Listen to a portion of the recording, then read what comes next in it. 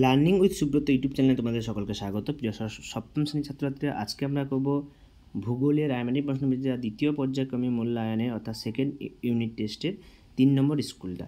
তো দেখো 3 নম্বর স্কুলটা কী বলছে, বিষ্ণুপুর শ্রী রমেশ ইনস্টিটিউশন বা স্যার রমেশ ইনস্টিটিউশন। তো প্রথম প্রশ্ন বলছে, যে মরুভূমি থেকে বায়ু প্রবাহিত হয়ে লোহে সঞ্চিত হয়ে হোয়াংহো সমভূমি সৃষ্টি হয়েছে সেটি হচ্ছে গোবি। ঠিক আছে, গোবি। পরেরটা দেখো, এটা কি সঞ্চিত হয় কোন মরুভূমি না, গোবি মরুভূমি থেকে। পরে নদীর উচ্চ প্রবাহে সৃষ্ট ভূমিটির নাম হচ্ছে গিরিখাত। যতগুলো আছে এর মধ্যে কোনটা হবে, গিরিখাত। পরের প্রশ্ন বলছে দেখো, বিশ্ববিখ্যাত সৌধ তাজমহল যে শিলা দিয়ে তৈরি তার নাম হচ্ছে মার্বেল শিলা। তাজমহল কোন শিলা দিয়ে তৈরি, মার্বেল শিলা। মরু অঞ্চলে শুকনো নদীর খাতগুলিকে বলা হয় ওয়াদি। আফ্রিকার পশ্চিম দিকে প্রবাহিত হয়েছে কঙ্গো নদী। আফ্রিকার পশ্চিম দিকে কোন নদী, কঙ্গো নদী। পৃথিবীর সর্বোচ্চ মালভূমির নাম হচ্ছে পামির মালভূমি। পৃথিবীর সর্বোচ্চ মালভূমি পামির মালভূমি। অনিত্যবহ নদীকে মানচিত্রে কোন রং দেখানো হয়েছে, কালো রং। কোন শ্রেণীর মাটিতে বালি কাদার পরিমাণ সমান দোআঁশ মাটিতে। এরপর দেখো এখানে কি বলেছে, এখানে অনেকগুলো উল্টোপাল্টা শব্দ দিয়েছে, সেটাকে জুড়িয়ে একটা নতুন শব্দ করতে হবে। প্রথমটা হবে হারমার্টান আর দ্বিতীয়টা হবে আলেকজান্দ্রিয়া। ঠিক আছে। পরের প্রশ্ন, চারিদিকে একটা নীল নদীর ওপর আসন বাঁধ নির্মাণের দুটি উদ্দেশ্য কী কী।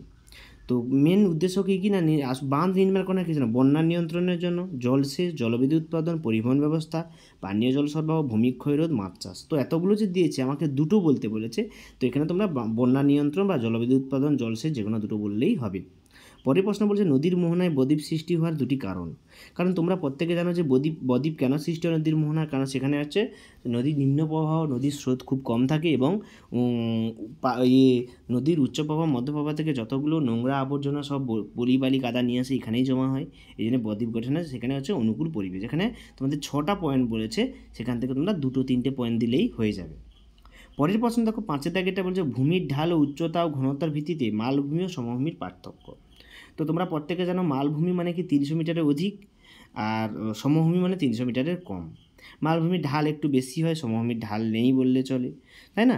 মালভূমি উচ্চতা বিশিষ্ট হয় কিন্তু সমভূমি উচ্চতা বিশিষ্ট নেই। মালভূমিতে জনঘনত্ব কম থাকে, বেশি মানুষ বসবাস করতে পারে না, উঁচু জায়গায় বসবাস করতে পারে না, কিন্তু সমভূমিতে বেশি মানুষ বসবাস করে। সমভূমিতে চাষবাস বেশি হয় কারণ জলটা ধরে রাখতে পারে অনেক সময়। তো পরের প্রশ্ন, মাটি সৃষ্টি, জলবায়ু, ভূপ্রকৃতির ভূমি ব্যাখ্যা এবং আগ্নেয় শিলা পাললিক শিলার পার্থক্য। 2 নম্বর প্রশ্ন বলছে, মাটি সৃষ্টিতে জলবায়ু ও ভূপ্রকৃতির ভূমিকা দেখো।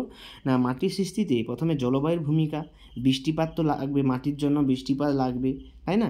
এছাড়াও বিভিন্ন রকম মাটির উপাদান, অধিক বৃষ্টিপাত অঞ্চলে স্বাভাবিক উদ্ভিদের প্রাচুর্য বেশি দেখা যায়। স্বল্প বৃষ্টিপাত অঞ্চলে কৈশিক প্রক্রিয়ায় মৃত্তিকা সৃষ্টি হচ্ছে, শুকনো মাটির সৃষ্টি হয়। এবং ভূপ্রকৃতির ভূমিকা মাটি সৃষ্টি দেখো, কোনো স্থানে মাটিতে সৃষ্ট সেই স্থানে ভূপ্রকৃতির গুরুত্ব অপরিসীম। যেমন ভূমির খাড়া ঢাল হলে মাটি তৈরির সুযোগ কম থাকে, ঢাল হলে ভূমিটা ক্ষয়ে ক্ষয়ে চলে যায়। আর পার্বত্য অঞ্চলে বা সমভূমিতে মাটি গঠনের কাজ দ্রুত হয়, মাটির গভীরতা অনেক বেশি হয়। পরের প্রশ্ন বলছে, আগ্নেয় শিলা ও পাললিক শিলার মধ্যে পার্থক্য অথবা প্রশ্ন দিয়েছিল। তো দেখো এখানে সৃষ্টি কোনটা থেকে কি সৃষ্টি, এটা হচ্ছে সমুদ্র তলদেশ থেকে পলি সঞ্চিত হয়ে সৃষ্টি, আর সেটা আছে ম্যাগমা থেকে সৃষ্টি, ম্যাগমা। এটা খুব কঠিন হয়, ভারী হয়, এটা হালকা নরম হয়। এই শিলায় জীবাশ্ম থাকে না, জীবাশ্ম থাকে। এই শিলা স্তরহীন হয়, এটা স্তরযুক্ত হয়। কেলাসিত স্ফটিকযুক্ত হয়, এটা কেলাসিত স্ফটিক থাকে না। 6 দাগের প্রশ্নগুলো বলেছে দেখো, আফ্রিকা মহাদেশের নিরক্ষ অঞ্চল ও ভূমধ্যসাগরীয় সন্নিহিত অঞ্চলের স্বাভাবিক উদ্ভিদ কীভাবে জলবায়ু নিয়ন্ত্রণ করে তা ব্যাখ্যা করো। তো আফ্রিকা মহাদেশের নিরক্ষ অঞ্চল ও ভূমধ্যসাগরীয় অঞ্চলের স্বাভাবিক উদ্ভিদের উপর জলবায়ু নিয়ন্ত্রণ কীভাবে দেখো। তো এখানে জলবায়ু নিয়ন্ত্রণের প্রভাবটা পুরোটা দিয়েছে, আমি ভিডিওটা একটু তোমাদের দেখাচ্ছি, এখান থেকে তোমরা লিখে নাও, আমি আর পড়ে শোনাচ্ছি না, অনেক সময় হয়ে যাবে। এখানে যে উদ্ভিদগুলো দেখা যায়, আবলুস, মেহগনি, পাম, এবনি এবং রোজউড প্রভৃতি। এবং ভূমধ্যসাগরীয় জলবায়ু অঞ্চলে যেসব উদ্ভিদ দেখা যায়, এখানে দেখা যায় তবে কর্ক, ওক, বীচ, উইলো, জলপাই তো প্রভৃতি এতে দেখা যায়। তো এখান থেকে ভূমধ্যসাগরীয় জলবায়ু এবং স্বাভাবিক উদ্ভিদ দেখো, নিরক্ষাঞ্চলের জলবায়ু এটা দেওয়া আছে প্রথমটা, নিরক্ষাঞ্চলের জলবায়ু সম্বন্ধে, এবং শেষে দেওয়া আছে দেখো ভূমধ্যসাগরীয় জলবায়ু অঞ্চল দেওয়া আছে। এবং লাস্ট প্রশ্নটা কী ছিল বলো তো, লাস্ট মানুষের নানাবিধ ক্রিয়াকলাপের উপর নদীর উপর নেতিবাচক প্রভাব উল্লেখ করো, অর্থাৎ নদীর উপরে মানুষের নেতিবাচক প্রভাবটা উল্লেখ করো। তো প্রথমে মানুষ দেখো নানাভাবে নদীকে দূষিত করে ফেলছে, যেমন গৃহস্থলী বজ্র পদার্থ দিয়ে দূষিত করে বলছে, এখানে পয়েন্টগুলো সুন্দর করে দেবে। প্রথমে ভূমিকাটা লিখবে যে মানুষের নানা কাজকর্মের জন্য নদীর গুণগত মান নষ্ট হচ্ছে, সেইগুলো হচ্ছে গৃহস্থলী বর্জ্য পদার্থ। মানুষের সারা জীবনে যে গ্রাম ও শহরের সমস্ত বর্জ্য পদার্থ নদীর মাধ্যমে বাহিত হয়, ফিনাইল, ডিটারজেন্ট প্রভৃতি। সার, বিষ, কীটনাশক, কৃষিক্ষেত্রে সার, বিষ, কীটনাশক নদীর জলের সঙ্গে মিশে যায়। কলকারখানা বর্জ্য পদার্থ মিশে, তেজস্ক্রিয় বর্জ্য পদার্থ, তাপীয় তাপবিদ্যুৎ কেন্দ্রে যে গরম জল, ওটা খুবই ক্ষতি করে জলে, তো সেক্ষেত্রে মিশে। মৃতদেহ নিক্ষেপ করা, কোনো পশু মরে গেলে কুকুর, ছাগল, গরু, এমনকি মানুষের লাশও পর্যন্ত নদীর জলে ভেসে আসে দেখা যায়।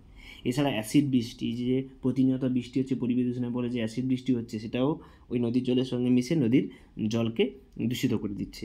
বাস্তুতন্ত্রের উপর প্রভাব, বিভিন্ন রকম শৈবাল, কচুরিপানা, জলজ উদ্ভিদ, মাছ প্রভৃতির মৃত্যু করলেও নদীর জলের সমস্যা দেখা দেয়, দূষিত হয়। তো আমাদের এই ছিল আমাদের ভূগোলের 3 নম্বর স্কুলটা। তো পরের ক্লাসে আমরা 4 নম্বর স্কুলটা নিয়ে আলোচনা করব। তো যারা চ্যানেলে নতুন, তোমরা অবশ্যই সাবস্ক্রাইব করো, লাইক করো, শেয়ার করো বন্ধুদেরকে। কোনো সমস্যা থাকলে কমেন্টে লেখো। দেখা হচ্ছে পরের ভিডিওতে। 4 নম্বর স্কুলটা সকলকে ধন্যবাদ। সবাই ভালো থাকবে এবং সেকেন্ড পরীক্ষার জন্য একদম ফুল টু ফুল প্রিপারেশান নিয়ে নাও।